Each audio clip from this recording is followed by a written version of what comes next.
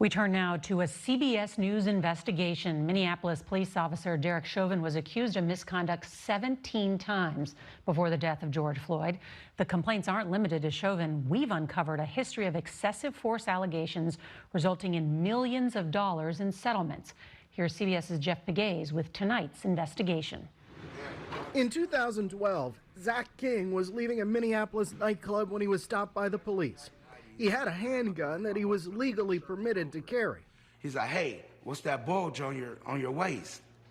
I show him my hands. I have a conceal and carry, and that's my gun, my weapon. And like 6 officers just came from out of everywhere. They got their knee on me, like almost like George Floyd. I couldn't breathe. King was hospitalized with a concussion, his face swollen with cuts and bruises. I didn't do anything to anybody, and I was violated. King sued the department, which argued he didn't tell them he had a gun permit until later. He got a $122,000 settlement. Ultimately, who's paying the tab for those settlements? Residents of the city of Minneapolis. We've seen similar culture of abuse in other large cities across the country. Since 2003, Minneapolis has paid out $45 million in settlements. This year alone, Los Angeles has paid more than $6 million in settlements, Chicago more than $14 million, New York, since 2015, more than $1 billion. Zach King says it was Officer Joshua Stewart who led the assault against him. Since the incident, a CBS News investigation found 9 more misconduct complaints have been made against him, none resulting in discipline. What do you make of that?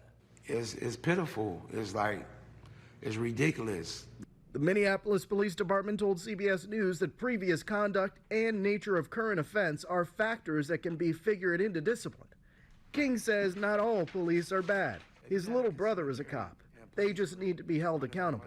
If you sit back and watch a bad cop do bad stuff, you're a bad cop too. Minneapolis police, still rebuilding its reputation after George Floyd's death, says the officer involved in Zach King's case is still on the job. And if Derek Chauvin is convicted, he could still be eligible for a pension that could net him more than $1 million.